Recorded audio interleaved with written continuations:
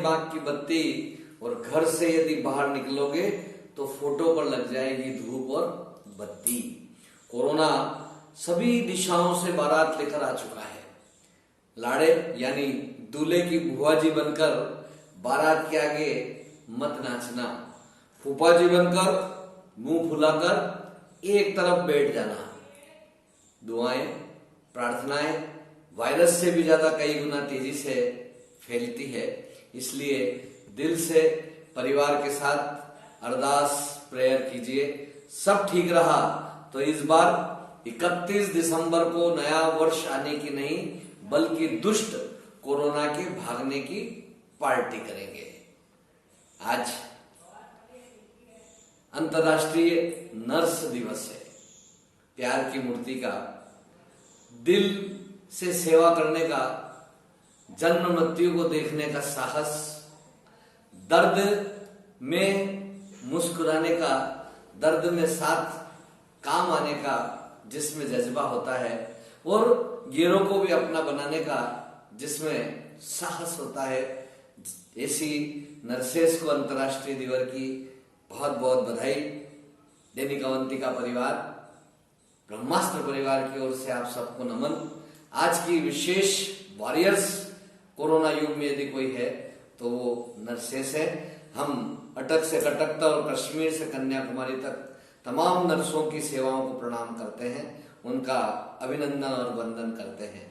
कुछ नहीं, आपको सब कुछ पता होना चाहिए। कुछ नहीं, आपको सब कुछ पता होना चाहिए। सब पे नजर, सबकी खबर दैनिक अवंतिका के साथ सफर होना चाहिए। YouTube पर सब्सक्राइब, लाइक, शेयर कीजिएगा। मुस्कुरा के देखिए आज की खबर।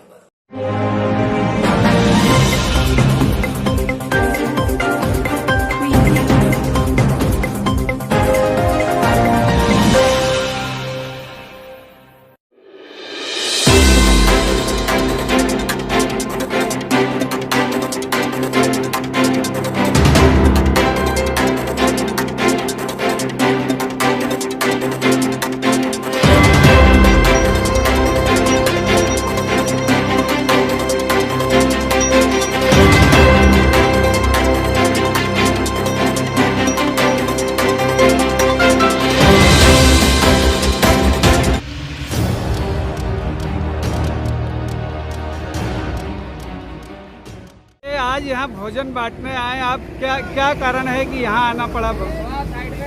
ये पिछले करीब 4-8 दिन से देखने में आ रहा है कि महाराष्ट्र तरफ से खूब सारी पब्लिक अपने गांव की ओर जा रही है। यूपी अधिकतर उसमें यूपी और बिहार के हैं, कुछ राजस्थान के हैं, एमपी क्षेत्र के कम लोग हैं। लेकिन महाराष्ट्र गवर्नमेंट को उनकी चिंता करना चाहिए कि वो उनको खान पीन की व्यवस्था करे, या उनको यदि गाँव तक जाना है तो उनको बसेज उपलब्ध कराए और कैसे सोशल डिस्टेंस मेंटेन हो। एक बस में कम सवारी भर के इनको गांव तक जाने का साधन मिलना चाहिए। यही वजह है कि वो अपनी खुद की पैदल, साइकिल से या अपनी रिक्शा से या अपनी गाड़ी से या ट्रक के माध्यम से अपने गांव तक जा रहा है। ये कितने लोगों को भोजन आज बांट दिया? ये जगह जगह यहाँ पर मतलब शासकीय कुछ संस्थाओं के माध्यम से भी, संघ और सेवा भारती के माध्यम से और सिख समाज गुरुद्वारों के माध्यम से जगह जगह कर रहा है। हमारे पास भी कुछ 100-200 जो भोजन पैकेट और खिचड़ी पैकेट थे वो हम बांटने के लिए बाईपास पर आए।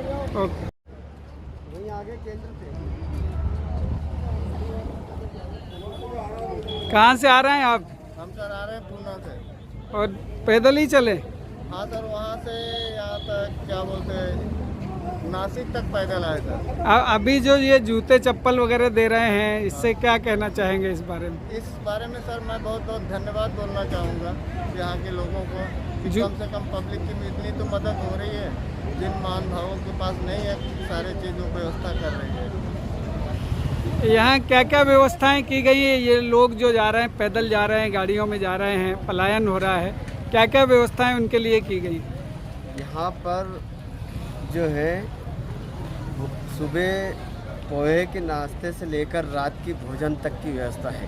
सुबह 8 बजे से 11 बजे तक पोहे चलते हैं, उसके बाद भोजन पैकेट आ जाता है हमारे पास। तो भोजन के साथ में बच्चों के बिस्किट भी देते हैं और ठंडे के लिए तरबूज देते हैं, बिस्किट है, चॉकलेट है।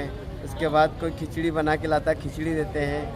उसके बाद जो पानी की व्यवस्था है हमारे पास, नर्मदा का पॉइंट, उससे पानी पीते हैं। और पास में जूते चप्पल हमने समाज जन से बुलवा लिए थे, और समाज जन से जूते चप्पल इकट्ठे करवा के, तो यहाँ से जो पैदल चल रहे हैं यात्री उनके जूते चप्पल फट जाते हैं, वो लोगों का जूते चप्पल हम यहाँ से पहना के।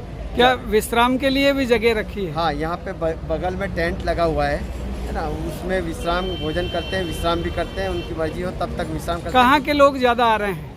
यहाँ से मुंबई से चलकर, मुंबई, नासिक, पुणे और अहमदाबाद से चलकर जा रहे हैं इलाहाबाद, बनारस और लखनऊ, कानपुर और रीवा, सतना। क्या लगता है कि वहाँ की सरकार ने इनकी व्यवस्था नहीं की इसलिए पलायन हो रहा है? हाँ, इनसे जो बातचीत होती है हमारी, तो ये कहते हैं कि हमारे जो ठेकेदार होते हैं वो लोग हमको छोड़ के भाग गए हैं और हमारे पास खाने का पैसा नहीं है, तो इसलिए हम घर जाके हमारी खेती बाड़ी करेंगे। नाम बता दीजिए आप। वासुदेव पाटीदार, सरदार वल्लभ भाई पटेल नगर, सहकारवा। आप लोग बॉम्बे से क्यों, ये रिक्शे से क्यों आना पड़ा आप लोग? कैसे हम लोग कब चले थे आप वहाँ से? शाम 4 बजे।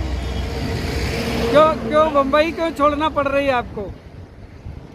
बम्बई क्यों छोड़ना पड़ी? बम्बई तो नहीं छोड़ा हूँ, बशर्ते इस समय 2.5 महीना हो गया।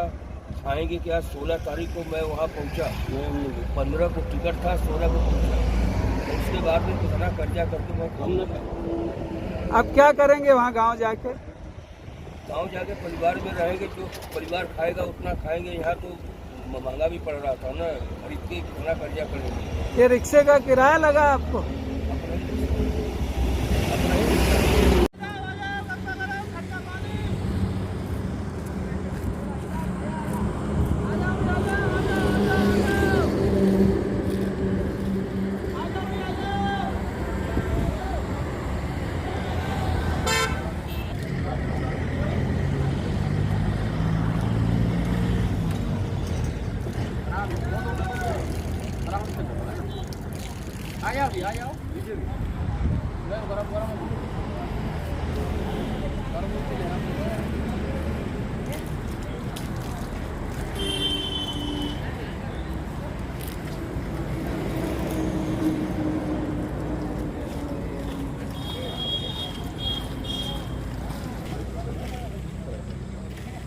कहाँ से आ रहे हैं आप?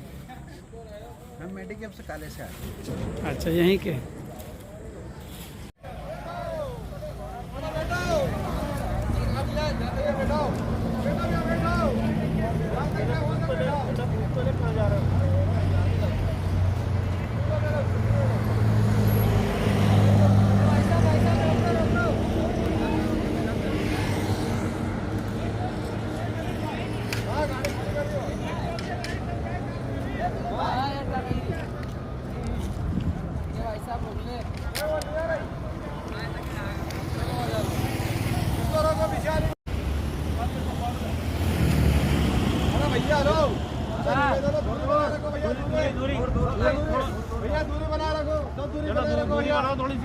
दूरी बना रखो भैया, ले लो, ले लो, दूरी बना रखो, अब दूरी बना रखो भैया, दूरी बनाओ।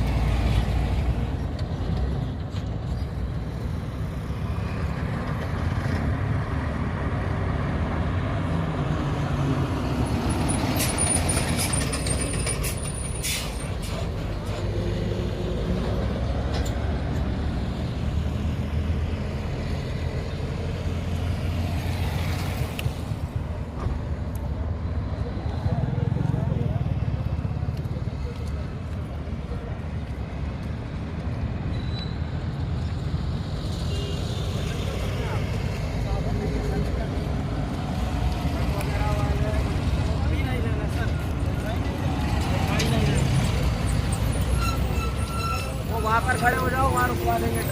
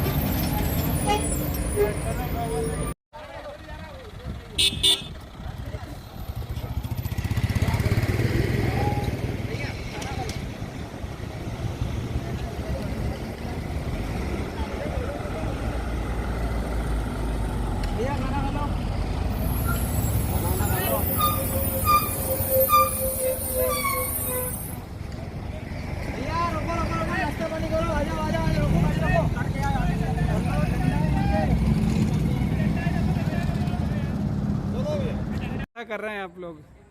आज हमारा तीसरा दिन है। और कितने लोगों को अब तक भोजन करा दिया होगा? आज के दिन में करीब 1500 के लगभग हो गए हैं और कल 700-800 आदमी का भोजन कल हो गया था। ये कहाँ से आ रहे हैं लोग? ये लोग महाराष्ट्र से आ रहे हैं, कोई सूरत से आ रहे हैं। बहुत से दिन भर में काफ़ी पैदल यात्री निकल रहे हैं।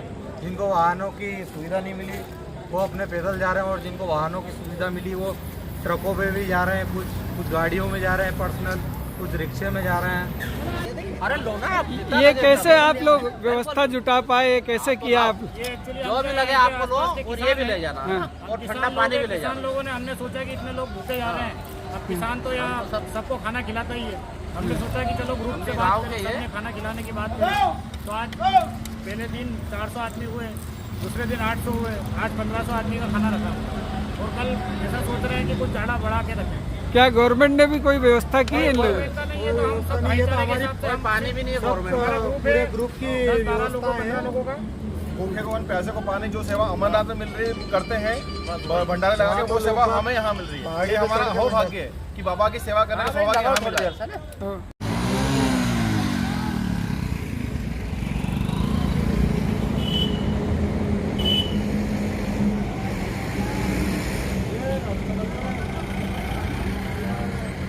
कहाँ से आ रहे हैं आप लोग? सर थाना डिस्ट्रिक्ट आ रहा मुंबई से। मुंबई से? हाँ थाना तो कहाँ जाने वाले हैं? यूपी कानपुर जाने वाले हैं। कितने लोग हैं? हम लोग 5 आदमी हैं। क्या खुद का रिक्शा है? हाँ खुद का गाड़ी है। क्यों आपको रिक्शे में क्यों आना पड़ा? सर क्या करेंगे कि उसका या पैसा इधर आ नहीं था, वहाँ राशन भी नहीं मिला था और ये वाला गाड़ी भाड़ा मांग रहा था तो मैं भाड़ा दिया उसको, तो बोला अभी पैसे रहेगा अभी निकल गया यहाँ से। तो सरकार ने कोई मदद नहीं की? सरकार ने कोई मदद नहीं की? नहीं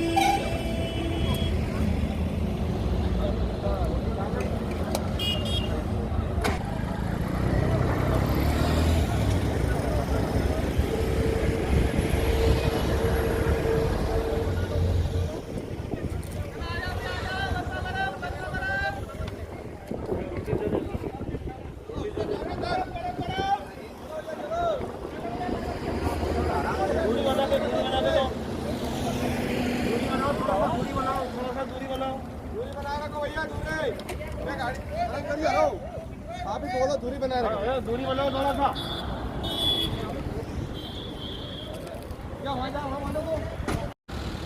कहाँ से आ रहे हैं आप लोग? मुंबई से। मुंबई से कब निकले थे? कल निकले हम। क्या कारण है कि बाइक से ही आना पड़ा आपको? कोई साधन है ये नहीं है महाराष्ट्र में, खैले बिना मरेगा तो क्या करेगा? क्या करते थे वहाँ? कंपनी में काम करते हैं। काय में? कंपनी में कपड़े लाएंगे। अब क्या सब बंद है? सब बंद है। तो क्या किस गांव जाना है? कहाँ जाना है? बिहार। बिहार जाएंगे। कब तक पहुँच जाएंगे बिहार? जब तक देखिए पहुँचेंगे। तो आपको ये बच्चे छोटे छोटे रास्ते में प्रॉब्लम परेशानी नहीं आई? रात को रोक कर सो जाते हैं। बच्चे लोग वहाँ रहेंगे तो ऐसे भी मरने वाले हैं। इससे अच्छा धीरे धीरे बढ़ते रहेंगे अपना। बैठे हुए हैं, 2 महीना तो खाए हम लोग। रूम खाली करके चले आए हम लोग। अभी क्या रास्ते में कोई व्यवस्था थी क्या? नहीं, रास्ते में कोई व्यवस्था, सरकार की तरफ से कोई व्यवस्था नहीं। लोगों ने किया भोजन लोगों ने वगैरह? किया, हाँ। बेटा क्या नाम है आपका? हैं? कहाँ जा रहे हैं? गांव जा रहे हैं? क्यों जा रहे हैं गांव? गांव क्यों जा रहे हैं? कोरोना के डर से? हैं? आपको कुछ बिस्किट वगैरह मिले रास्ते में? खाने को मिला? नाम बता दीजिए। सोनू सिंह।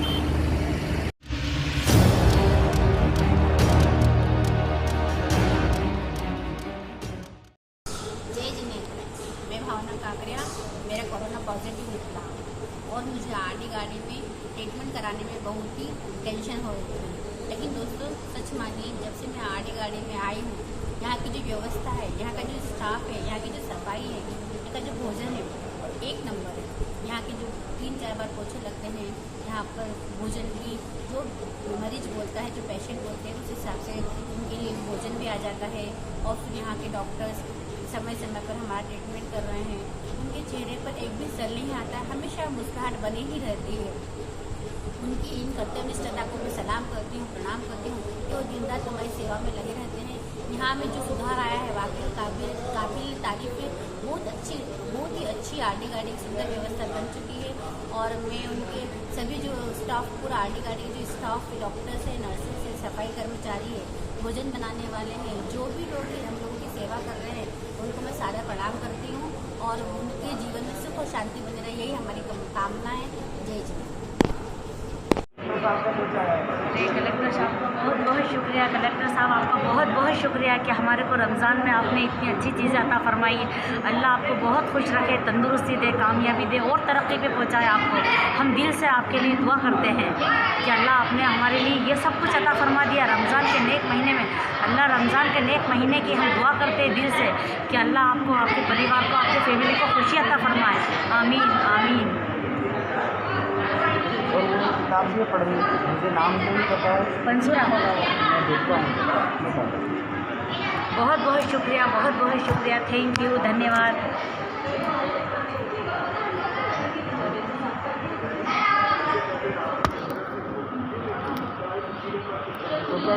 आपका नाम? मोहम्मद हुसैन। मोहम्मद हुसैन। कितनी उम्र है आपकी? 72 साल। 72 साल। कहाँ के रहने वाले हैं आप? KD gate Ujjain.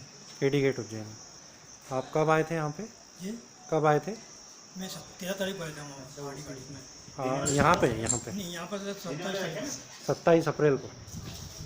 अच्छा। तो अभी यहाँ पे आपको मतलब क्या कुछ लक्षण हुए थे या आपने? कुछ नहीं हुआ था जब से आया। 28-29 दिन हो गए, अभी कुछ भी नहीं हुआ। नहीं, पता कैसे चला था? अब वैसे भैया पता कैसे चलेगा, बस वहाँ से लिया करके। अच्छा। अभी तक 28 दिन है, एक दिन जो है अभी कुछ दवा भी नहीं ली हमने, ना कुछ लिया। कुछ बिल्कुल फ्रेश, बिल्कुल जैसे रहते हैं बढ़िया। अच्छा। नहीं, कोरोना का पता कैसे चला? इनको पता चला हुआ, इन्होंने ये जांच करी। मैं क्या मालूम। आपने जांच करवाई थी? हाँ, जांच करवाई थी हमने, घर बुला दिया। कब करवाई थी? 8-9 तारीख करवाई थी। आपके परिवार में और कोई भी थे? और परिवार में हमारी वाइफ है ना। अच्छा, ठीक है। यहाँ पे व्यवस्था वगैरह ठीक है? जी सब बहुत बढ़िया, सब चीज़, हर चीज़ का रहा हूँ। यहाँ किसी बात तकलीफ नहीं हुई मैं। हाँ। बल्कि घर से ज़्यादा रहा हूँ।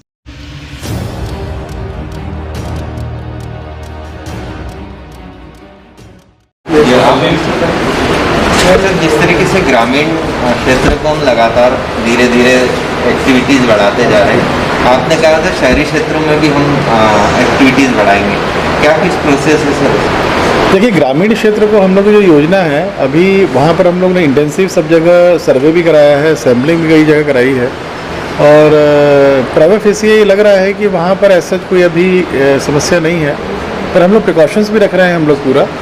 जैसे जो लेबर्स आ रही हैं बाहर से, उनका भी मूवमेंट हम लोग कंट्रोल कर रहे हैं। कंट्रोल तो नहीं कर सकते हैं कि बहुत ह्यूज संख्या में है, पर उससे भी जो हो सकने वाली संभावनाएं, जो भी अस्पतालों में हम लोगों ने इंदौर में ग्रामीण के डॉक्टर्स बुलाए हुए थे पिछले 2-2.5 महीने से, उनको एक एक करके मैं सबको रिलीव कर रहा हूँ। 17 आदमी महू वापस कर दिए हैं।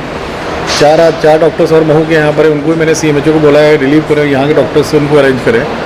और इसी के साथ साथ हम लोग ये भी चाह रहे हैं कि जो जैसे खदानें हैं, मेरी माइनिंग ऑफिसर से बात हुई है कि सिंगल ऑर्डर हमारी तरफ से बना के खदानें चालू करा दें। जो ग्रामीण में कंस्ट्रक्शंस हैं सारे, उनको हम चालू करा दें। ग्रामीण में मंडियाँ हम लोगों ने चालू करा दी है।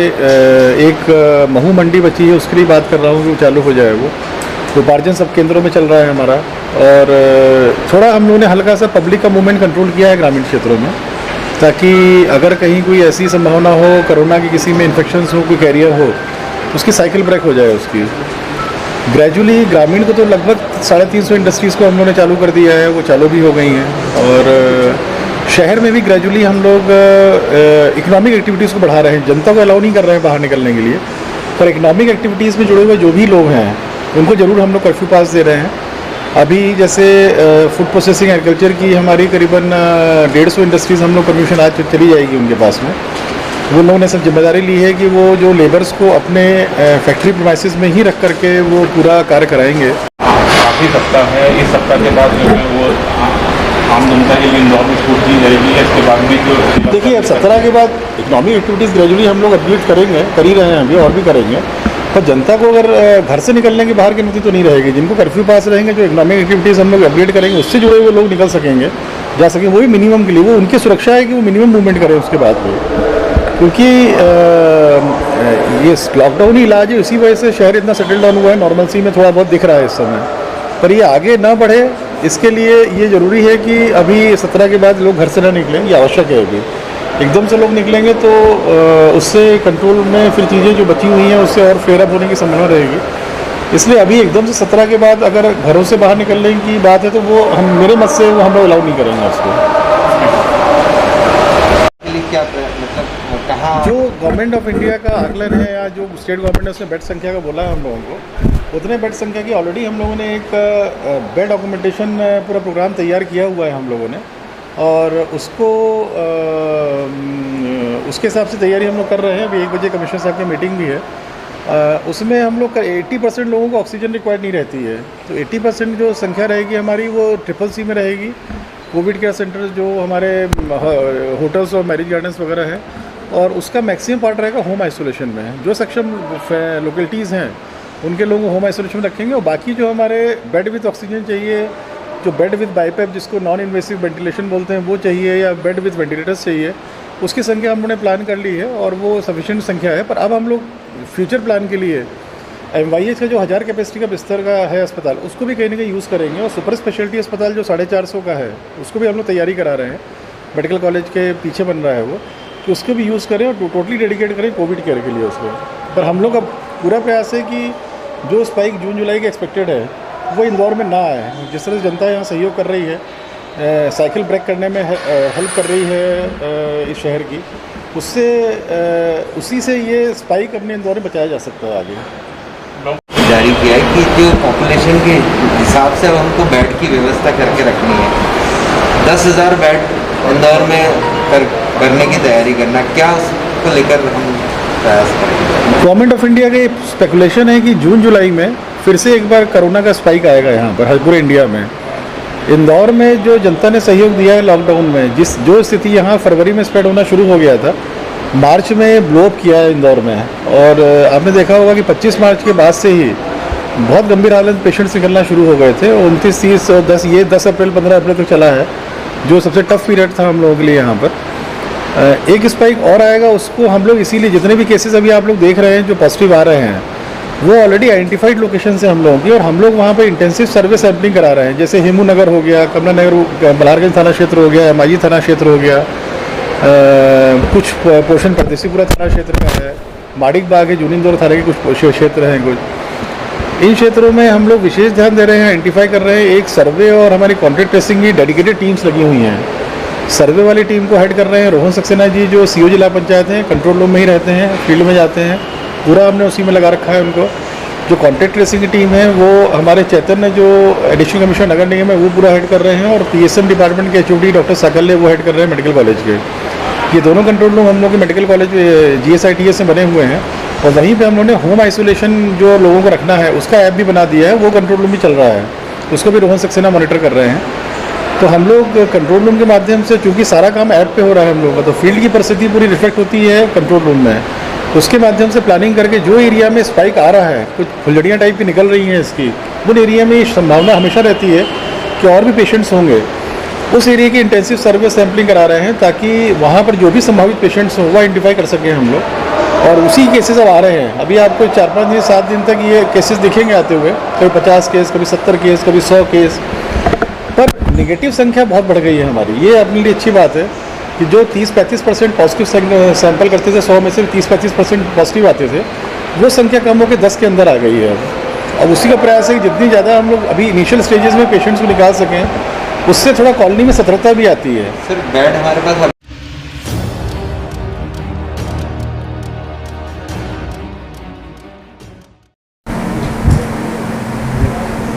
सर, ये एमवाई अस्पताल से कुछ मास्क, पीपी किट वगैरह वापस आया है, कितनी संख्या में है और क्या कारण है?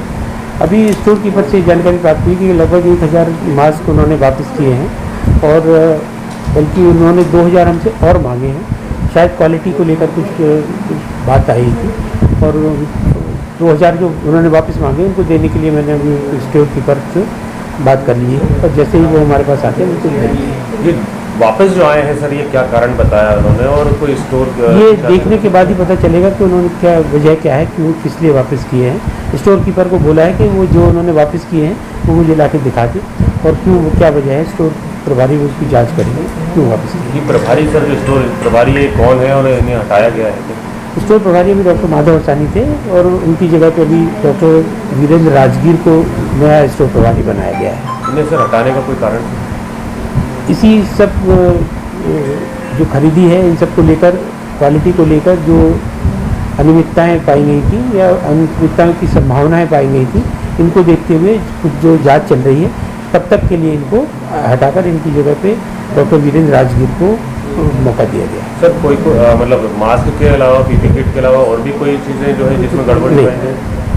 हाँ नहीं, और अन्य कोई 2 ही चीज़ों में खाली गड़बड़ी है? गड़बड़ियों की शिकायत प्राप्त हुई।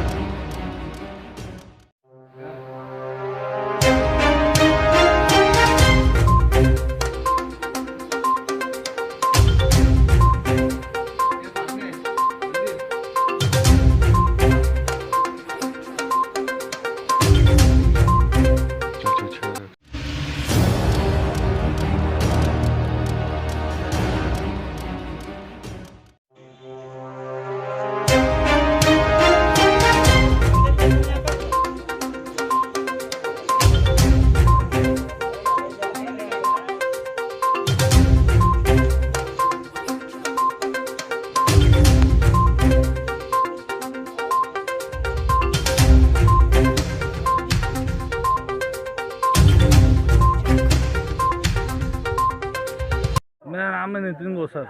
आज यहाँ पे आप आए हैं, क्या समस्या लेके आए? सर समस्या एक ही हमारी ये है कि जैसे 23 तारीख तक कोई लॉकडाउन नहीं था, हम उसके पहले काम पे लगातार आ रहे थे। अभी लॉकडाउन तो हमने तो नहीं किया, ये लॉकडाउन सरकार की तरफ से ही हुआ ना, तो इसमें हमारा नुकसान क्यों हो रहा? हम तो ये चाहते हैं कि भैया हमारा जो 23 मार्च से जो लॉकडाउन लगा था, हमारे को वो पैसा चाहिए, और जो मार्च में जो आया जो नहीं आया उसका पूरा पेमेंट चाहिए, उसका पूरा पेमेंट आना चाहिए, क्योंकि ये लॉकडाउन हमने तो करा नहीं है। जो भी बात है, हम तो हमारे हक के लिए ये बोल रहे थे कि भैया हम नुकसान क्यों उठाएं, ये तो सरकार ने करा लॉकडाउन, ये हमने तो नहीं करा।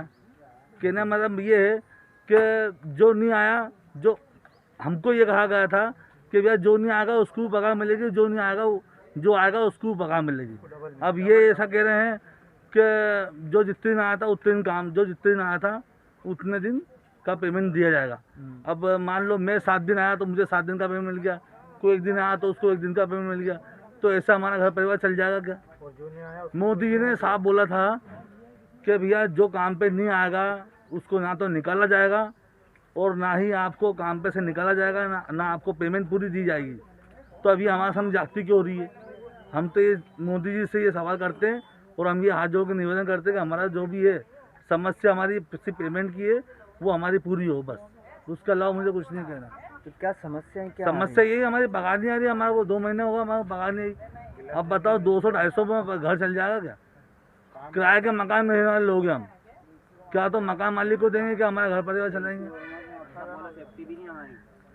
वो तो सब बात की बात है, कहने मतलब बस साहब मेरे को इतना ही बोलना था, बाकी जो भी है अब आप देख लो। आपका नाम बताइए। मेरा नाम है नितिन बोसर।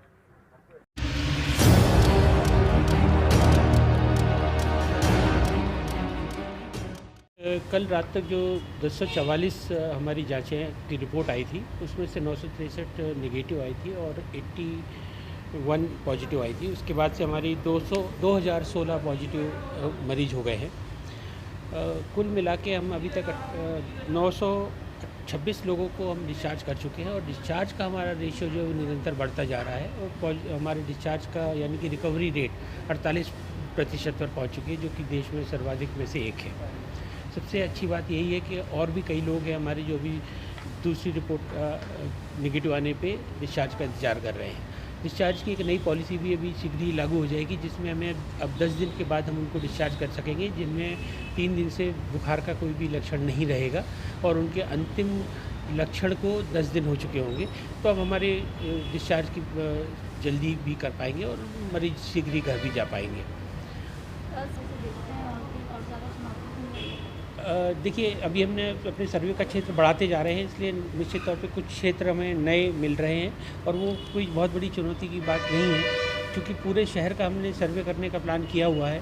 तो समस्त क्षेत्र में जब सर्वे करेंगे और बहुत ज़्यादा मात्रा में हम सैंपल उठाएंगे, कल की अगर सैंपल की संख्या देखें तो हमने 1400 सैंपल उठाए थे, तो इसमें से पॉजिटिविटी की संख्या ज़्यादा आने की संभावना रहती है और इसमें कोई चिंता करने की बात नहीं है। अधिक से अधिक लोगों को हम सैंपल करके और अधिक से अधिक लोगों को हम छांट रहे हैं, जिन्हें भी बीमारी है या लक्षण हैं, उन लोगों के हम सैंपल करके उनको बाहर निकाल के चिन्हित कर रहे हैं। सर, परसेंटेज वाइज देखा जाए, क्योंकि देखें तो जैसे 1044 सैंपल का कल हुआ था, इसमें 81 पॉजिटिव आए, तो उस प्रतिशत के लिहाज से कैसी स्थिति है? वो पहले जो हमारी पॉजिटिविटी आती थी, कभी आपने देखा होगा कि 200-250 तक भी हमारे पॉजिटिव आए हैं। उस लिहाज से हम लोग काफ़ी अच्छी स्थिति में आ गए। पॉजिटिविटी रेट हमारी बहुत सुधर गई है, पहले की तुलना में काफ़ी अच्छी स्थिति में हम लोग आ गए। सर, इंदौर शहर के अंदर क्योंकि कहा गया है कि जून जुलाई में ये पिक और हाई होगा, जून के मिड वीक में, तो सर उसके लिए किस तरह की मापी व्यवस्था है, क्योंकि खासी निर्देश भी दिए गए हैं इंदौर को लेकर खासकर? देखिए, ये एक प्रेडिक्शन रहता है एपिडेमियोलॉजिकल सर्वे के आधार पर, और जैसे बाकी देशों में भी सेकंड पीक आई थी, तो इस आधार पर ये माना जा रहा है कि मध्य प्रदेश में भी एक और पीक आएगी। उसके हिसाब से ये माना जा रहा है कि इंदौर शहर में हमें काफ़ी अधिक बिस्तरों की आवश्यकता होगी। इस पर कल गहन चर्चा माननीय कमिश्नर महोदय, कलेक्टर महोदय और डीन की उपस्थिति में हुई थी और हम लोगों ने इसमें एक विस्तृत कार्य योजना बना ली है कि हम लोगों को जो अधिक बेड की आवश्यकता होगी, चाहे वो आइसोलेशन बेड हो, जिसमें हमें लगभग 10,000 तक बेड की आवश्यकता आइसोलेशन में पड़ेगी, चाहे वो 600 बेड हमें आईसीयू के हों, चाहे वो वेंटिलेटर बेड की आवश्यकता हो, सभी को चिन्हित कर लिया गया है। और इस जो 1 माह का लगभग हमें समय है, इसमें हम लोग पूरी प्लानिंग कर लेंगे और पूरी तरह से हम लोग तैयार हैं किसी भी आकस्मिकता की स्थिति से निपटने के लिए। इसके अतिरिक्त एक और बात मैं आप लोगों के साथ शेयर करना चाहूँगा कि राज्य शासन और केंद्र शासन का जो निर्देश हमें प्राप्त हुआ है, उसमें हमें फीवर क्लिनिक की स्थापना करनी है, जो कि कल से हम लोग चालू कर देंगे। समस्त झोन में, यानी कि नगर निगम की जो झोन है उसके हिसाब से हम लोगों ने इसको बांटा है और जितने भी हमारे शासकीय बड़े संस्थान हैं, जैसे पीसी सेठी, हुकुमचंद, मल्हारगंज, नंदानगर, मांगीलाल चूरिया, इधर इस तरफ भंवरकुआं या मूसाखेड़ी, इस तरह की जगह पे हम लोग फीवर क्लिनिक बनाएंगे। वहाँ पे एक ट्राइजिन की व्यवस्था रहेगी। कोई भी ऐसा व्यक्ति जिसे सर्दी, खांसी, जुकाम, क्योंकि अब लोगों में जागरूकता काफ़ी बढ़ गई है और लोग ऐसे स्वयं सामने आ रहे हैं जो कि सर्दी, खांसी के लक्षणों को लेकर हमारे पास रोज़ ही टेलीमेडिसिन के माध्यम से संपर्क करते हैं कि कहीं उन्हें कोई दिक्कत तो नहीं है। तो ऐसे लोग हमारे पास इन संस्थानों में आ सकते हैं और उन्हें हमारे चिकित्सकों को दिखा सकते हैं।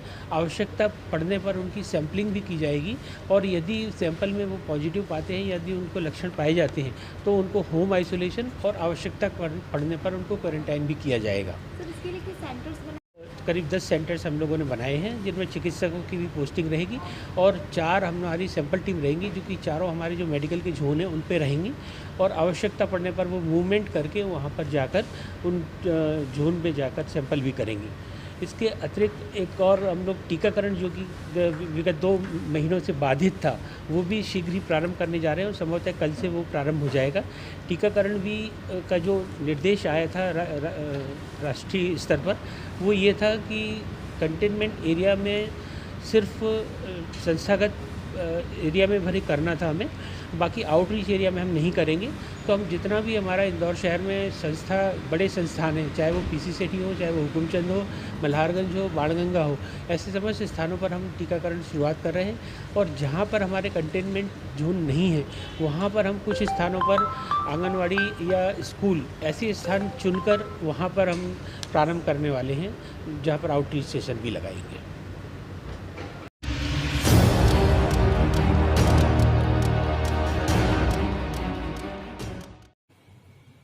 सीख लो अब आंखों से मुस्कुराना, खिल खिलाना, झिल मिलाना, गम के मौसम में भी गुनगुनाना।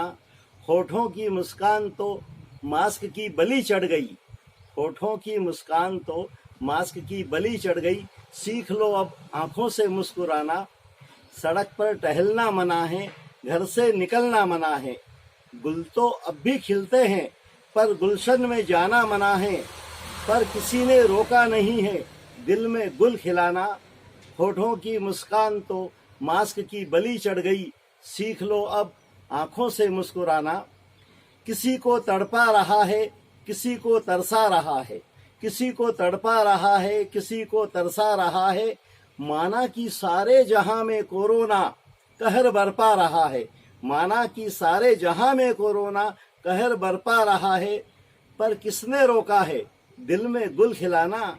होठों की मुस्कान तो मास्क की बलि चढ़ गई, सीख लो अब आंखों से मुस्कुराना, खिल खिलाना, झिल मिलाना, गम के मौसम में भी गुनगुनाना। होठों की मुस्कान तो मास्क की बलि चढ़ गई, सीख लो अब आंखों से मुस्कुराना, सीख लो अब आंखों से मुस्कुराना। देश विदेश गांव शहर सब पे नजर, सबकी खबर, नया रूप है नए है रंग, सबको समेटे अपने संग। आपका अपना शहर का सपना दैनिक अवंतिका, दैनिक अवंतिका, दैनिक अवंतिका। राजनीति फिल्मी बातें सब कुछ ही हम इसमें पाते। घर होटल ऑफिस या दफ्तर, क्लर्क प्यून या हो फिर अफसर, सबका चहेता सबका प्यारा दैनिक अवंतिका, दैनिक